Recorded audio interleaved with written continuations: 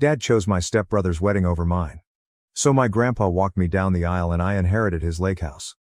I, 28F, am in dire need of guidance regarding my wedding circumstances. Family drama has made what could have been a great situation into a total nightmare. I'll start from the beginning to help you understand how we got here because there's a lot to unpack. I grew up in what I believe to be a happy family as an only child.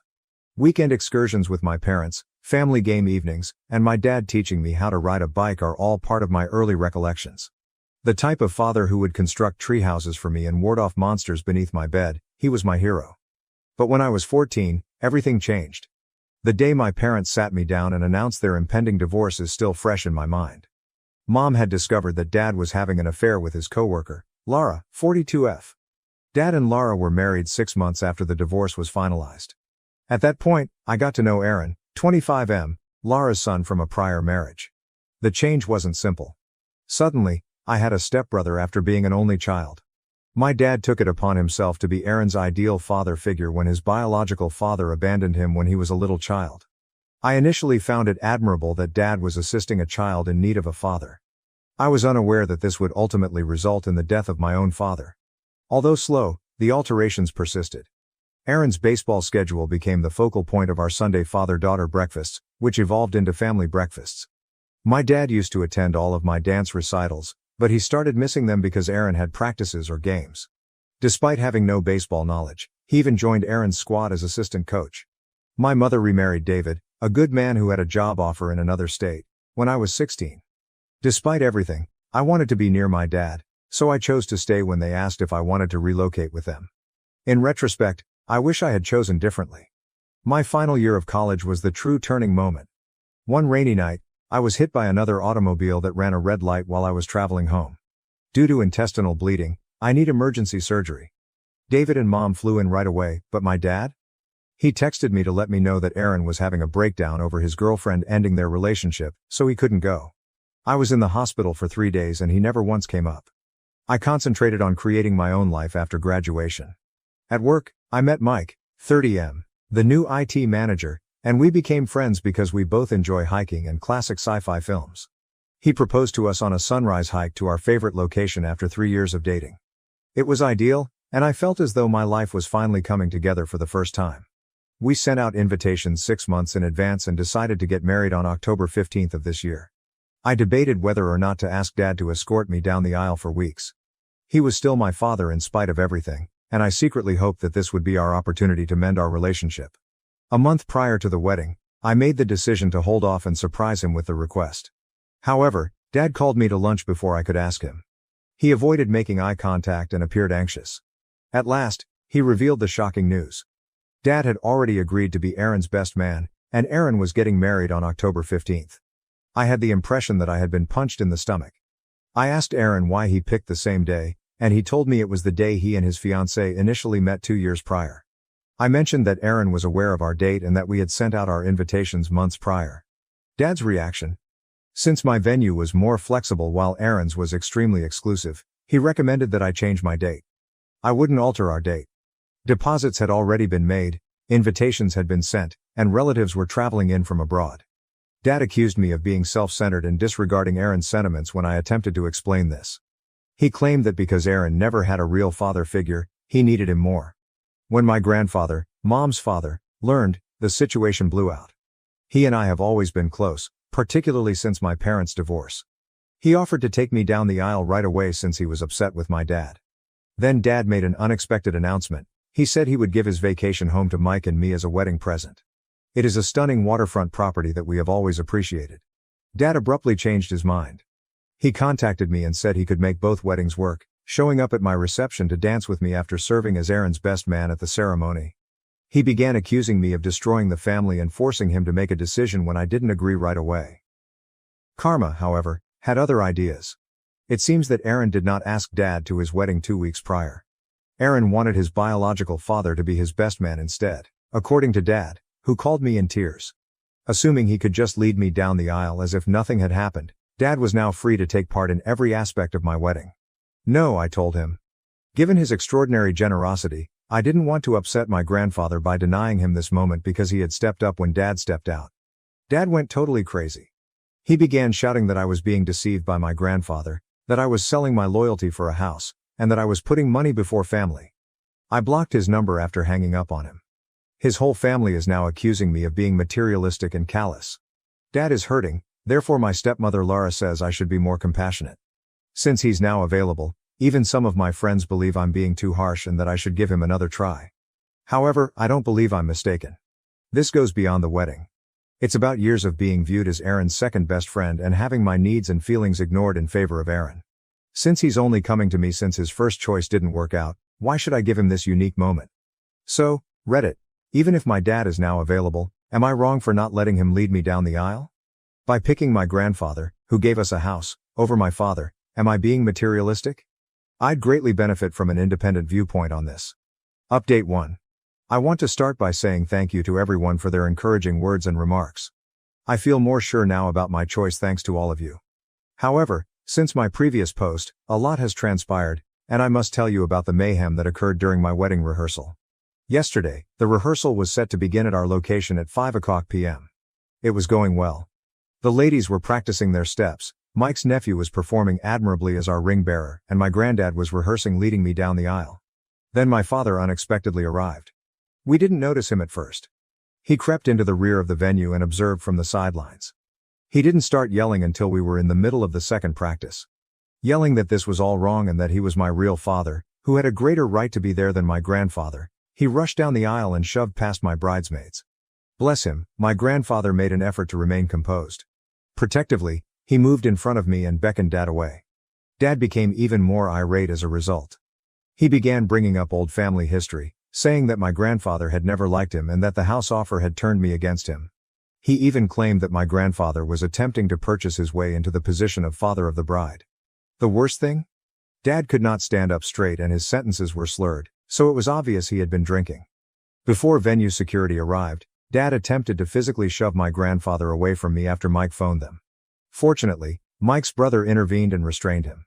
The entire event was terrifying. My mom was taping everything in case we needed proof for a restraining order, my bridesmaids were stunned, and my flower girls were crying. Dad started yelling at me as security escorted him out, saying that I was dead to him and that I would regret putting money before blood. It was simultaneously heartbreaking and humiliating. However, this is when things took a surprising turn. My stepmother, Laura, had slipped in behind Dad in all the confusion. She drew me aside after he left and asked if we could speak in private. I was completely stunned by what she disclosed. Laura believes that Aaron had purposefully orchestrated this entire wedding date catastrophe. She handed me screenshots of 3 months' worth of chats between Aaron and his fiancée. Although they had talked about a number of potential wedding dates, Aaron insisted on October 15th since it was my date.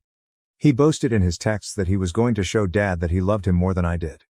The really terrible thing, though? My father was aware of this. Aaron freely shared his idea with Dad in texts that Laura showed me. Dad had replied that he understood Aaron's feelings and would back Aaron's decision, rather than shutting it down. Knowing that I would have to reschedule my date or risk losing Aaron as a part of my ceremony, Dad even assisted Aaron in booking the location. As she showed me all of this, Laura was in tears. She claimed to have witnessed Dad's favoritism of Aaron for years, but she always justified it by telling herself that Aaron needed more help because his biological father wasn't there. But after witnessing Dad's handling of this matter, she realized how poisonous things had gotten. The family dynamic I observed was only the beginning, she disclosed. It seems that Dad has been snooping around and turning down invites to family gatherings where I would be expected, claiming that I was too busy, or that I didn't want to attend. He has been giving Aaron details about my life and pushing him to match my accomplishments. In fact, when I got engaged, Dad advised Aaron to pop the question to his fiancée very far away in order to avoid falling behind. Laura expressed her sincere regret for not speaking up sooner. She claimed that she is divorcing her father because she can no longer put up with his actions, particularly after witnessing him attempt to physically threaten my grandfather at the rehearsal. She has come to the realization that Dad is actively supporting Aaron's efforts to exclude me from the family, not merely playing favorites. Despite all of this drama, I'm more sure than ever of my choice, and the wedding is tomorrow. We've hired additional security to make sure Dad can't enter the venue, and my grandfather will lead me down the aisle. I declined Mike's suggestion that we postpone if I needed more time to take it all in. I refuse to let our beautiful day be ruined by Dad and Aaron's games.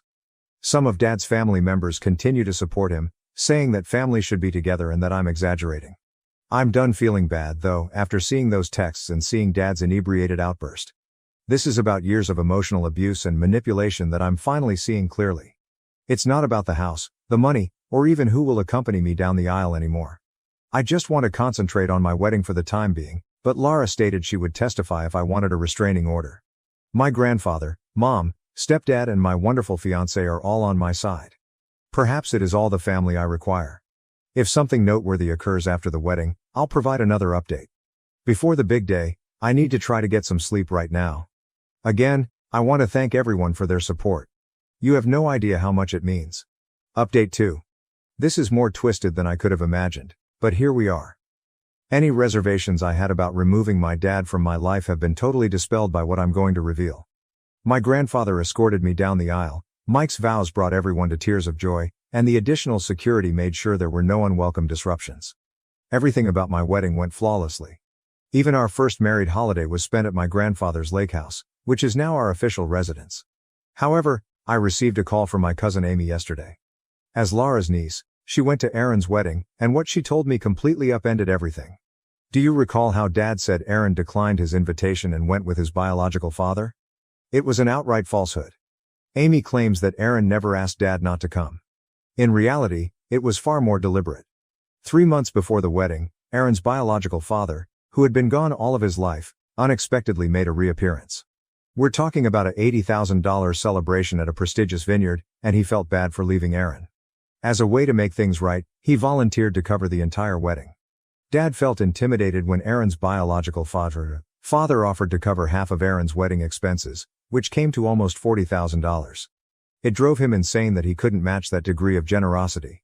Dad viewed Aaron's reconnection with his biological father as competition rather than a positive development. The actual kicker? Dad decided not to attend the wedding himself. He informed Aaron that if the biological father was covering all of the costs, he would not go. In fact, he attempted to force Aaron to choose between having Dad serve as his best man and having his ideal wedding paid for. Dad yelled at Aaron when he decided to have the wedding paid for, of course. However, he made up the excuse about not being invited rather than telling me this. He believed that by playing the victim, he would win my sympathy and be able to lead me down the aisle. He was attempting to get into mine by using Aaron's wedding as leverage. Things worsen.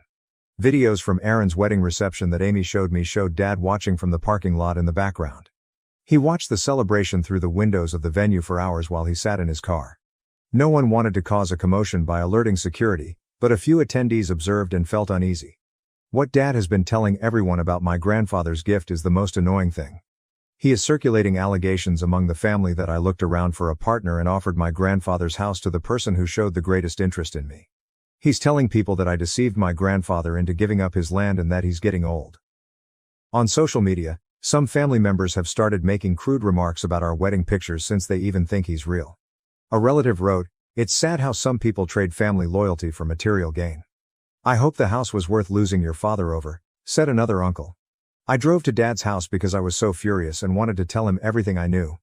A bad concept. Rather than offering an apology or even acknowledging it, he attempted to defend his behavior. He said that by inventing the tale of Aaron not inviting him, he was testing my loyalty. He said that regardless of the house gift, I would have demanded that he escort me down the aisle if I truly loved him.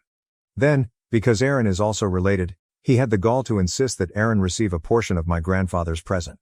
Because it's not fair that Aaron receives nothing and I receive such a great present, he genuinely proposed that we sell the lake house and divide the proceeds. He threatened to challenge the property transfer in court when I declined. I was both relieved and appalled when I left his place.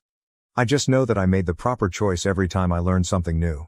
After that, Lara called me and told me that ever since my grandfather made the gift announcement, Dad has been obsessed with the lake house.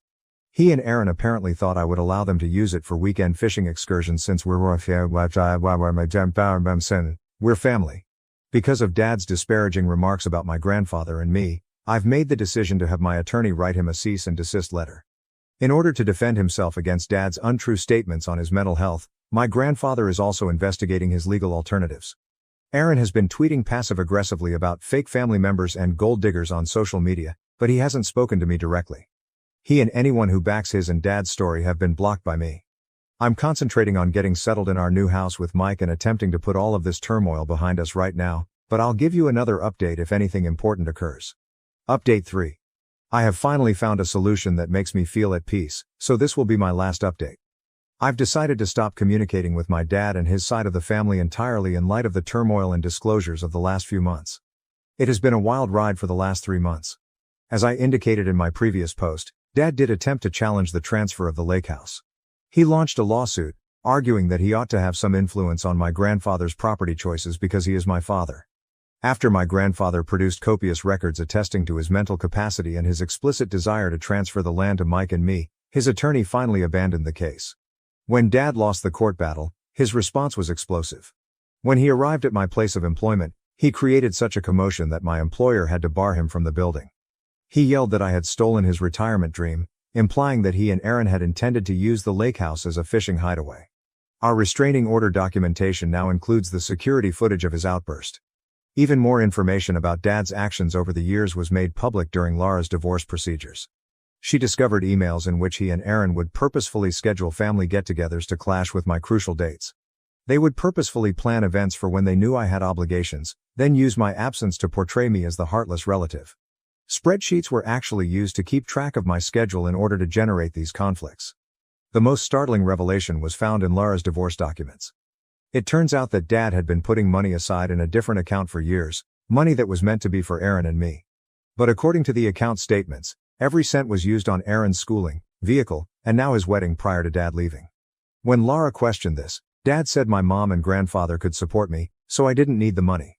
Aaron is also not managing the situation properly. It appears that his biological father's involvement backfired since following the wedding. He stopped answering Aaron's calls. Aaron has been attempting to get back in touch with his father, but he is too busy with the divorce and litigation to give him any attention. Aaron has been going on lengthy social media tirades about how I destroyed his family by stealing his future lake house and turning Laura against Dad. Through all of this, my grandfather, may he be blessed, has been a tremendous source of support. It has been touching to watch him and Mike connect over home renovation tasks as they work on remodeling portions of the lake house.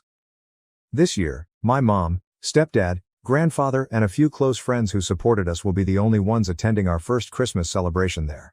Laura contacted me last week to inform me that, following the completion of the divorce, she would be relocating to a different state. She thanked me for giving her the confidence to go and apologize once more for not realizing Dad's manipulation sooner. Even though we're not close, I admire her for finally confronting Dad's actions. The extended family is mainly divided into 2 groups, those who have seen through Dad's lies and those who still believe them. It seems quite liberating to have lost contact with some relatives. They are the only family I need, and the people that matter have stayed. I'm getting used to living in a lake house with Mike. I occasionally catch myself feeling depressed about Dad's situation, but then I recall all the spreadsheets, the prearranged arguments, the deception, and the manipulation. When he decided Aaron was the only child worth his time and effort, I lost him years ago, so I know I'm not losing a parent. In times of self-doubt, your messages and remarks enabled me to maintain my position. Walking away from toxic family members, including parents, might be the healthiest course of action. Sometimes the hardest option is the correct one. Thank you for watching. If you haven't subscribed yet, please do so and hit the notification bell to stay updated with more shocking real-life stories happening around you.